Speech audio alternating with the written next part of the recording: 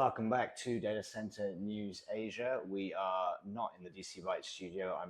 We're going to have an intruder on the show because she's being annoying. But yeah, there's a small dog here. James loves dogs, so she'll go on that side. Yes, we're back in my sort of temporary studios. I'm busy making some transition stuff. Yeah, so we would have dialed this in and had a virtual one, but there's some drilling going on in my house. So we're in Rhys's new apartment. Yes, new apartment, new job, all exciting stuff. New job, eh? Well, you know what? Let's get the plug out of the way at the start. We've done 200 episodes and I've not done any self-selling, so I think I can afford a little bit. Yeah, Infranovus is launching. I'd liken us as we're going to go for the sort of DC Byte approach to recruitment. You know, in this modern age, you think some of your generic competitors, James, the consultancies, they're really just compiling information, their skills presenting it to clients. But that's something that we use ChatGPT for. The real value of DC Byte is your analysts running around the markets, taking photos of data centers, interviewing people, getting real information. And that's what I'm hoping to bring to the recruitment side, is that human connection and that in-person knowledge that you can't scrape off LinkedIn. There we go. Right. Data center news. Yeah. All right. So use Rhys if you need to hire people. Yeah. Well, if you want more information and more sleazy sales like that, you can give me a call anytime. Malaysian government have been busy this week. They made two announcements. They launched a sovereign AI setup using Huawei's new chips, which I always forget the name of these ones. Send chips. And then they retracted the statement the very next day. So yeah, geopolitics at play here. But what are you reading into this? Have you guys been on the call going on? No, so like we're obviously aware of this, and it's kind of an interesting one when it was the Minister for Communications, I believe, or Deputy Minister for Communications, Choni Ching, announced that they were going to be using 3,000 chips, and this was basically going to power their sovereign AI infrastructure. But then, it was just the following day. Yeah, they then retracted the announcement. I don't know whether they had any calls coming from the Trump administration suggesting that they might be better off with NVIDIA chips. Well, these will all be behind the scenes. Yeah, so anyway, this is an example of, I guess, Malaysia getting caught in the crosshairs.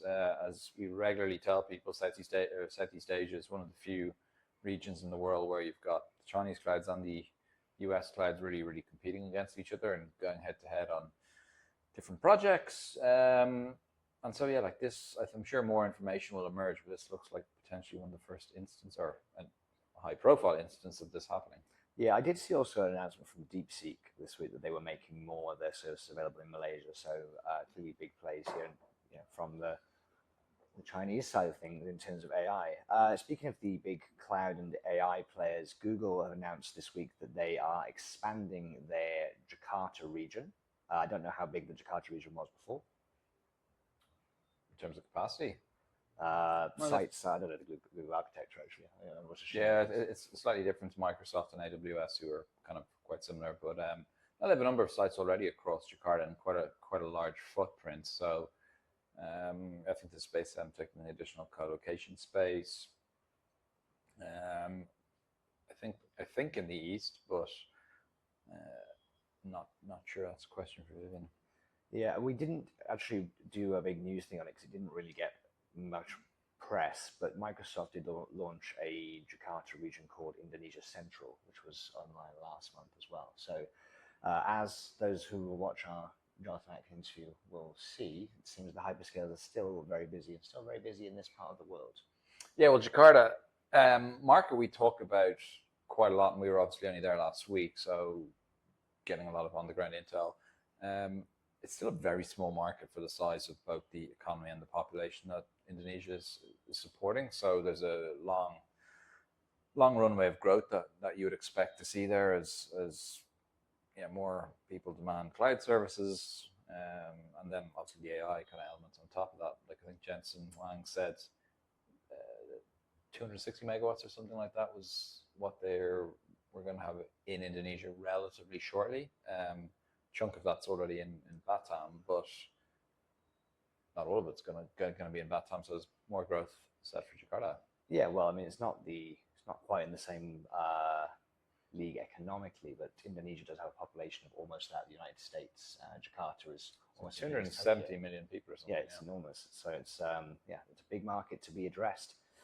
Philippines is another pretty big market big potential market that we still see slowly making progress. Digital Edge this week signed a hydro deal there. Now, the Philippines has pretty good general access to renewable energy anyway. There's a lot of solar, there's some onshore and offshore, not offshore, there's onshore wind, and there's also hydro projects. Hydro being the nicer baseload one for the data center. And this is for their Nara 1 facility, which is the one that they have live. Yeah. I toured that a couple of years ago. Yeah, nice facility. Yeah, so no actual announcements in terms of the amount of hydropower they are buying, but yeah, good congratulations to the team there. Whilst we're in the Philippines, PLDT have unmade news. So the much talked about sale or not sale of the Vitro data center brand, they have decided to not sell the Vitro data center brand, and they think the best thing. So the chairman was Manuel Pangilinan, was talking to the Inquirer, and he said that the best thing for them to do is try and build the business. Yeah, well, like they, like I think the photo here we're looking at, that's the Mary or the Santa, what's it called, Santa Rosa? Yeah, the Santa Rosa site, which is, I think we announced in the last month or so, is the first phase of that is now live. They announced another 100 megawatt piece there, so. Like the business is growing. Like would outside capital help? Yeah, probably would. But yeah, they're still making significant progress. I wouldn't be surprised if in 6 months they are selling it again. But let's wait and see. Well, I was going to say, if you were building the biggest domestic hyperscale operator in the country, the best time to sell would probably be when the hyperscalers move in. I would imagine. Yeah, would make sense. Yeah, color me cynical and all that. Stick to Southeast Asia before we go to India and Taiwan. So, Bridge Data Centers, the Bain Capital platform, have announced a MOU with the Singapore Institute of Management to try and strengthen the talent pipeline for the region's data centers.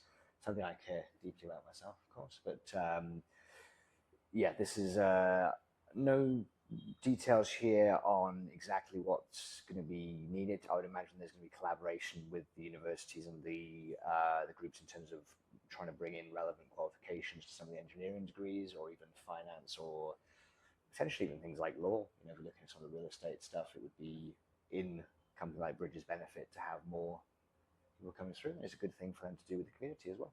Yeah, and it specifically mentioned one of the universities here, right? It's the Singapore Institute of Management. Oh, sorry, Singapore Institute of Management. Yeah, so yeah, hot on. Like, there's been a couple of these kind of announcements recently. I think the big one with Yonder and CBRE coming out of Europe. Yep.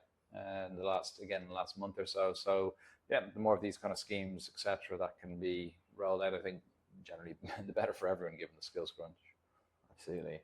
Singtel have sold, and you're right, this is a very small stake, but a very small stake of a very big pie. So they've sold 1.2% of Airtel, which is the massive Indian mobile carrier who own Nextra. Yeah.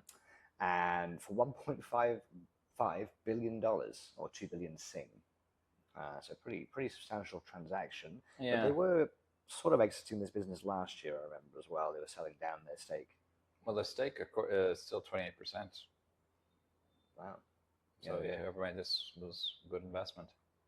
Yeah. So well, Singtel is one of the of the regional telcos. It's one of the ones that's it's not quite an AT&T or a France Telecom Orange, but they are pretty expanded. They've got stakes in lots of other regional telcos around Asia. They've picked up over the years. So one to watch. Do you see this? What about NVIDIA and Foxconn building an AI supercomputer? I was excited when I saw 10,000 NVIDIA Blackwells until I searched how much power that is, and it's actually about like 10 megawatts. Not that that's small, but that's small. I didn't actually see this specifically. So what's the story?